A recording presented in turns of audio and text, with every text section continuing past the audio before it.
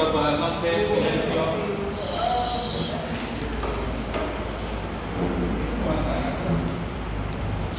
Bien, chicos, buenas noches. Vamos a continuar las clases. Ya hemos visto lo que son las lesiones irreversibles, la morfología de estas lesiones irreversibles, ¿no? Hablando sobre todo lo que refiere a la fibrosis, ¿no? Habíamos visto los cambios morfológicos, cambios estructurales, como así también habíamos definido algunas vías moleculares o bioquímicas tanto para la fibrosis como para la fibrosis, ¿no? Vamos a hablar de algunos cambios que también son importantes, ¿bien? Y se conocen como respuestas subcelulares a la lesión, ¿no? ¿A qué me refiero con respuestas subcelulares, ¿no? ¿Cómo responde alguno de los organelos o algunos organelos de la célula cuando se presenta una lesión, ¿no? Aumentan de tamaño, aumentan en cantidad, ¿no? ¿Qué pasa con algunos, específicamente con algunos organelos, ¿no? Para esto, ¿no? Vamos a definir primero, aunque ya lo hemos visto, que es una lesión celular, ¿no? Estímulos nocivos, ¿no? Que desencadenan un proceso de adaptación en la célula, ¿no? Y la célula, mediante este mecanismo de adaptación, produce una respuesta a este estímulo, ¿no? Hay muchos conceptos de lo que sería lesión celular, ¿no? Pero básicamente es un daño en la estructura o función de la célula, ¿no? Puede ser reversible o irreversible, ¿no? Entonces, vamos a ver que esta lesión reversible e irreversible también causa alteraciones en distintos organelos de la célula, ¿no?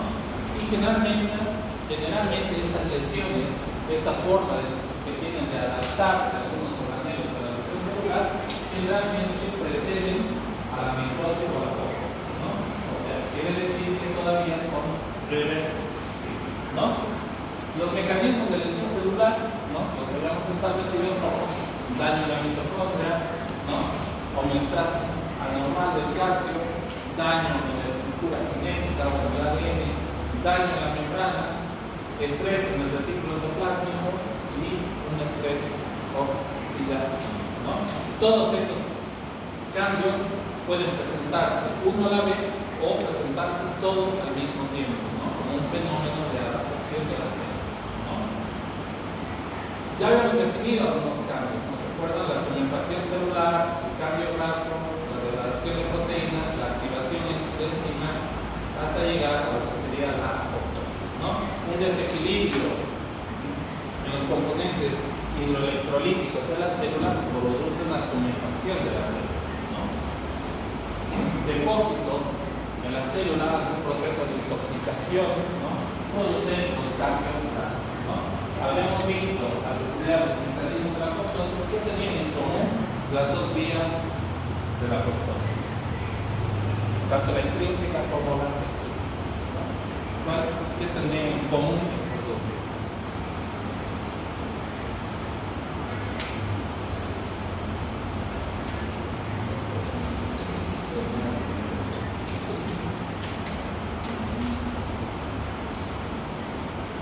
Que al final ambas producían una activación enzimal, ¿no? Las rocas basas y las caspas. Cualquiera que sea de las vías, tanto intrínsecas como extrínsecas, terminaba activando las enzimas y activando las caspas. ¿Bien? Entonces, ¿de qué cambios subcelulares vamos a hablar? O cambios de adaptación subcelular.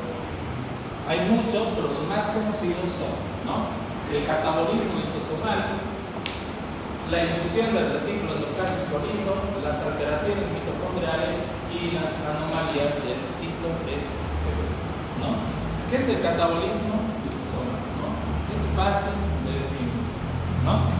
Si tenemos primero en cuenta el concepto de lo que es catabolismo, ¿no? ¿Qué es catabolismo?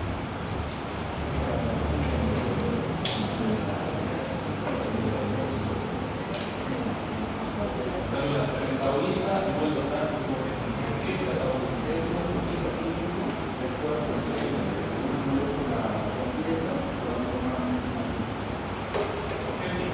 Las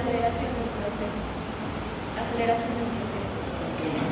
La destrucción, degradación de esto. Con el fin de reutilizar el material que se está creando, ¿no? Que la célula pueda producir energía a partir de eso, ¿no? Entonces, básicamente, eso es catabolismo. Parte del metabolismo que consiste en la degradación de partículas y nutrientes orgánicos con el fin de poder después reutilizar, ¿no? ¿Y qué es un lisosoma? ¿El lisosoma tiene membranas, un organelo membranoso o no membranoso? Ya sabemos. Es un organelo membranoso. Imagínense que sería si un lisosoma no tuviera membrana. Si está lleno de hidrolasas y de enzimas digestivas. Estarían sueltas por el citoplasma y destruirían todas. Entonces, son organelos celulares que contienen enzimas digestivas, ¿no? Esas enzimas digestivas nos ayudan a combatir algunas, primero, sustancias nocivas para la célula, pero también para degradar lo que serían virus o bacterias invasoras, ¿no? Entonces, el catabolismo lisosomal, ¿no? Es un proceso de degradación y reciclaje de los componentes celulares en el interior del lisosoma, ¿no? Entonces, ¿qué hace básicamente un lisosoma en proceso de catabolismo celular? Degrada moléculas, elimina desechos y recicla componentes, ¿no? Básicamente es como se comporta un lisosoma, ¿no? Cuando la célula está frente a un estímulo agresivo, ¿no? Como, primero, degradando moléculas, ¿no? Eliminándolas si es necesarias o reciclando algunos componentes que ha ayudado o ha mejorado, ¿no? Entonces, esa sería la función del catabolismo lisosoma, ¿no? ¿Cómo funciona el catabolismo celular? ¿No? Para que se degrade una sustancia, primero tiene que entrar dentro de la célula, ¿no? ¿Por qué mecanismo cualquier sustancia entra dentro de la célula? Por endocitosis, ¿no? Después tiene que haber una formación del lisosoma, ¿no? Y formación, obviamente, de todas sus hidrolasas y de todos sus componentes, ¿no? ¿Cómo lo hacen? A través de la síntesis proteica, ¿no? Se va a fusionar con otros lisosomas, los que van a producir una degradación posterior, liberación de los componentes, ¿no? De la sustancia que se ha degradado, y esos componentes se van a reciclar, ¿no? ¿Qué pasa cuando este proceso está alterado, ¿no? Los componentes del lisosoma o pierden su actividad o se acumulan dentro del lisosoma, y eso se conoce como enfermedades de depósito lisosomal, ¿no? Que se acuerdan que en el primer año los habíamos visto, ¿no? Justo al terminar hablar del lisosoma, habíamos hablado de enfermedades de depósito lisosomal, ¿no? Les pido ejemplos de esas enfermedades, ustedes me las podrán dar.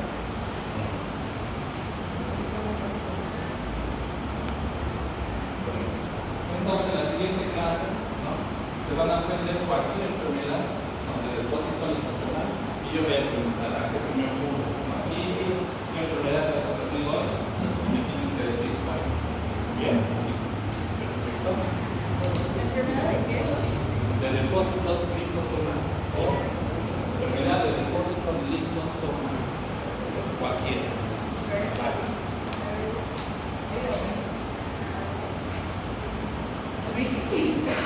Inducción del retículo endoplásmico liso. Y acá se los pongo entre paréntesis como hipertrofia, ¿no?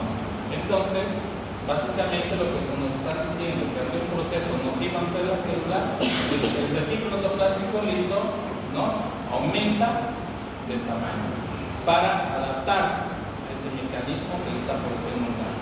Pero no solo va a aumentar el tamaño, sino también que algunos estímulos nocivos va a aumentar la cantidad, ¿no? Del retículo endoplásmico liso en la célula. Bien, entonces, sabemos que el retículo endoplasmico liso, ¿no? Juega un papel importante en lo que son la síntesis de lípidos, ¿no? Lo que es importante para qué? Para la producción, por ejemplo, de hormonas de tipo esteroideas, ¿no? La desintoxicación o detoxificación de algunas sustancias, entre ellas muchísimos fármacos y el alcohol, ¿no?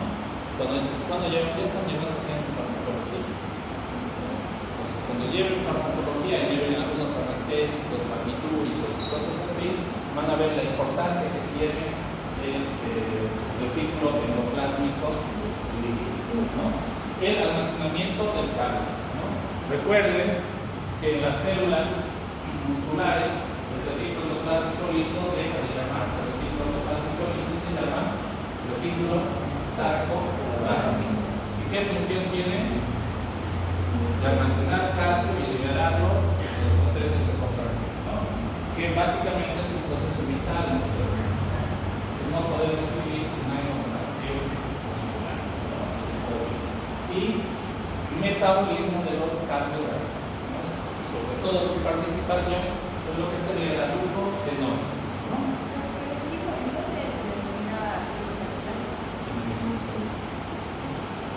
Entonces, ¿no?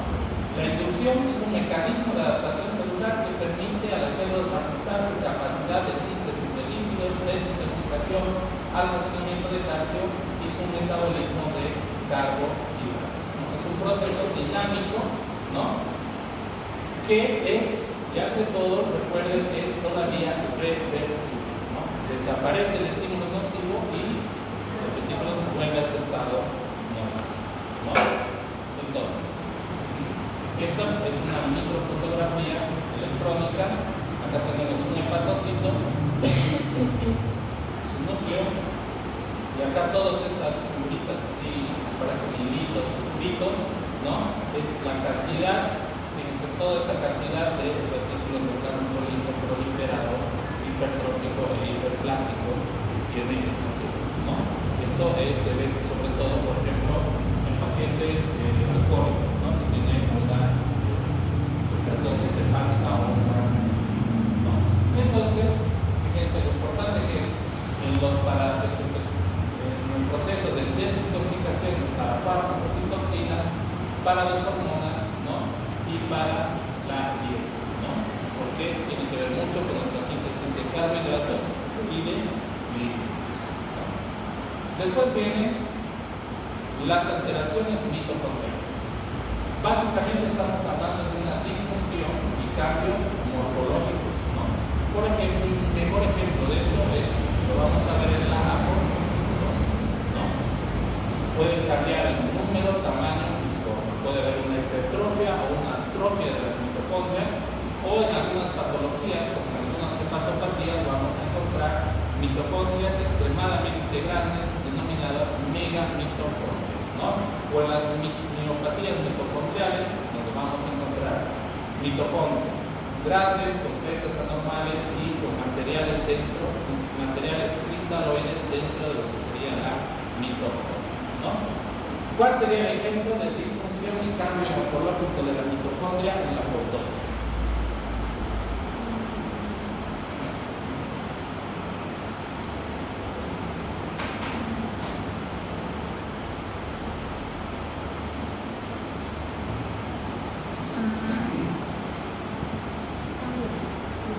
La disfunción, la vía intrínseca, la mitocondria tiene una alteración en la permeabilidad de la membrana mitocondrial.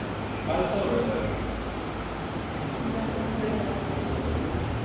Y esa alteración en la permeabilidad lleva a que se cree un canal por la mitocondria. Estamos hablando de un cambio ya morfológico, ¿no? Que permita que salgan algunas sustancias para activar, ¿no? Todo el mecanismo de rojas pasas y de gas pasas, ¿no? Ese sería el ejemplo, por ejemplo, en los cambios de la apoptosis, ¿no? Entonces, ¿cómo se va a adaptar la mitocondria? Básicamente teniendo un daño estructural, ¿no? Teniendo una disfunción que va a llevar obviamente a una disminución en los niveles de ATP, ¿no? Además de la apoptosis, recordemos que la mitocondria juega un papel importantísimo en la síntesis de nutrientes, ¿no? Y alteración en lo que sería la dinámica mitocondrial, ¿no? Entonces, fíjense esto es una mitocondria, esto es una mitocondria y esto es una mitocondria, y todo esto que les estoy marcando es una mega mitocondria, ¿no? Eso es una miopatía mitocondrial, ¿no? Hay alteraciones en la membrana,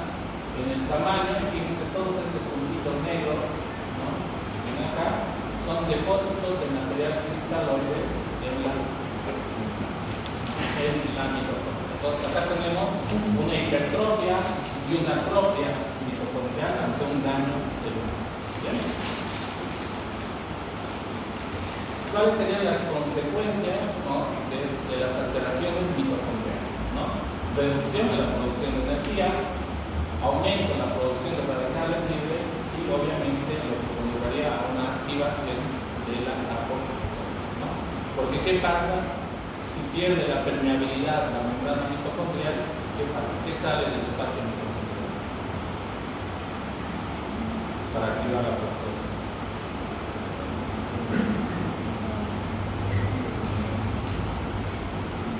¿Qué?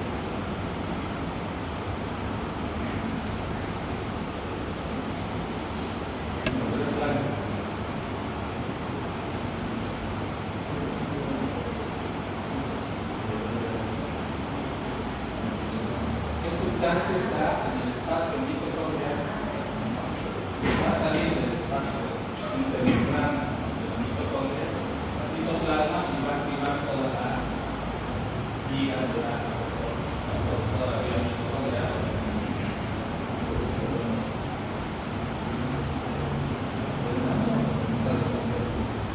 El citocromo. Sí. ¿En qué enfermedades vamos a ver? Enfermedades neurodegenerativas, enfermedades metabólicas y enfermedades autoinmunes, ¿no? Tenemos una gran gama de enfermedades que pueden producir una activación, ¿no?, o una alteración en la estructura y la funcionalidad de la mitocondria. Anomalías del citoesquelético como respuesta subcelular a la lesión, ¿no?, ocurren como una alteración de la estructura o en la función del citoesquelético, ¿no? ¿Qué función tiene el citoesqueleto en la célula? Dar la forma, permitir que las células se muevan, ¿no? Sostén y movimiento, ¿no? Pero ¿cuál sería también una de las funciones más importantes que puede llegar a tener el citoesqueleto en la célula? Aparte de las funciones. Protección. Transporte, porque ayuda al transporte de proteínas y más. Otra función más.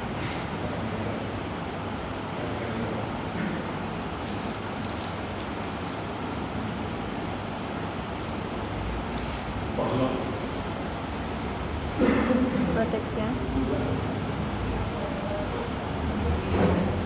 La división celular, ¿no?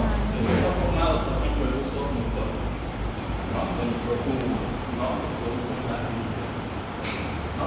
Básicamente el citoesqueleto tenía microfilamentos, microtúbulos, filamentos intermedios, ¿no? ¿Qué tipos de anomalías vamos a encontrar en el citoesqueleto? Desorganización de los filamentos, ¿no? Después se van a romper estos filamentos, al romperse van a agruparse y van a formar agregados, ¿no?, y van a haber una alteración en la expresión del resto de las proteínas y obviamente modificaciones post-transcripcionales, ¿no?, de las mismas proteínas del citoesqueleto, ¿no? ¿Mediante qué mecanismos, no? Van a haber toxinas que desencadenan estos procesos inflamatorios, daños en el ADN y el estrés oxidativo. Todo esto va a conllevar con el tiempo a dificultades en la división celular, ¿no?, ya que el citoesqueleto, como se ha dicho, juega un papel importante en lo que sería la división celular. Y si persiste el estímulo nocivo, vamos a llegar a lo que sería la caso más grave y lo que sería una muerte celular, sobre todo por apoptosis.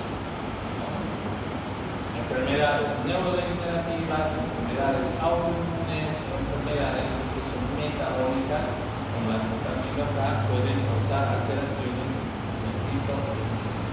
Bien, este es un hepatocito. Bien, fíjense que este hepatocito acá, en esta parte, se tiene mucho más desarrollo, ¿no? Y si vemos esta microscopía electrónica, se han roto sus microfilamentos y han formado grupos o agregados, ¿no? Esta es los cuerpos de Mallory, así se llaman, que se ven sobre todo en pacientes alcohólicos, ¿no? ¿Qué son los acúmulos intracelulares? Son acumulaciones anormales de diversas sustancias. Básicamente, los acúmulos pueden ser de tres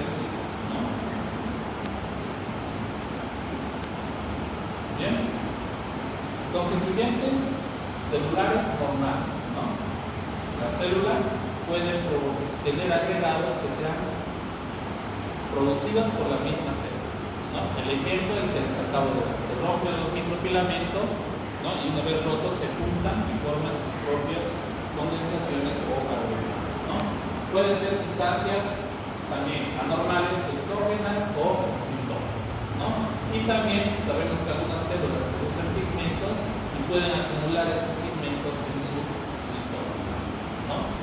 El ejemplo, por ejemplo, del acúmulo de lípidos, ¿no? En el hígado, sobre todo de triglicéridos, otra vez en pacientes con hepatopatías, por ejemplo, ¿no? El acúmulo de proteínas, fíjense acá, las proteínas en lo que serían los glomérulos en procesos, ¿no? Sobre todo en enfermedades autoinmunes, ¿no? Esta enfermedad donde hay acúmulo de esta proteína que es amiloide se llama amiloidosis, ¿no? Amiloidosis renal. Acúmulos de carbohidratos, también un paciente con una hepatopatía. Fíjense acá cómo los hepatocitos cambian esta estructura y se disponen de manera bien agrupadas como empedrado, ¿no? Es una característica de los acúmulos de carbohidratos en el hígado, ¿no? Y el acúmulo de pigmentos, ¿no? Los pigmentos pueden ser obviamente endógenos o exógenos, ¿no? Provenientes del exterior, ¿no? Por ejemplo, este es un paciente que tiene un cáncer de piel, un melanoma, ¿no?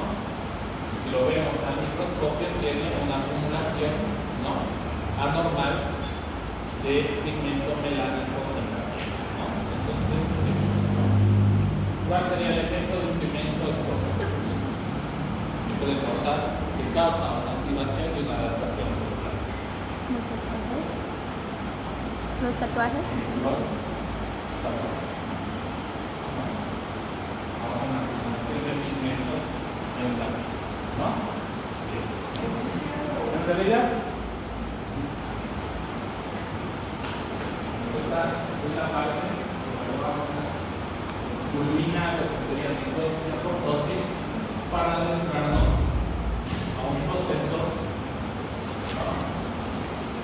O al estudio de algo que es mucho más complejo que es la inflamación, ¿no? Ustedes en toda su carrera, ¿no? Van a recetar un montón de antiinflamatorios. No van a terminar la carrera y ya van a estar recetando antiinflamatorios, ¿no? Y para entender cómo funcionan estos antiinflamatorios, ustedes tienen que entender cómo se desencadenan los procesos inflamatorios, ¿no?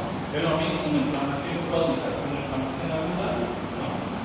Serán los mismos los cambios celulares con una inflamación aguda con una inflamación crónica. Serán las mismas las vías moleculares en los procesos de inflamación crónica y aguda, ¿no? Entonces todo eso nosotros, bueno, ustedes lo van a ir estudiando, ¿no? A partir de la próxima clase, ¿no? Entonces,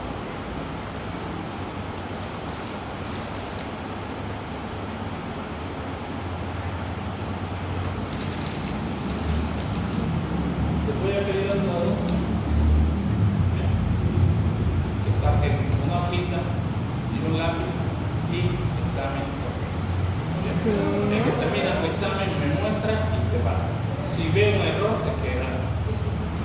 ¿Bien? No, dos. Y si veo que la mayor parte de ustedes llega a más del 50%, les paso las diapositivas. Si no, no paso ninguna. Desde ahora en este momento ya las preguntas están ahí.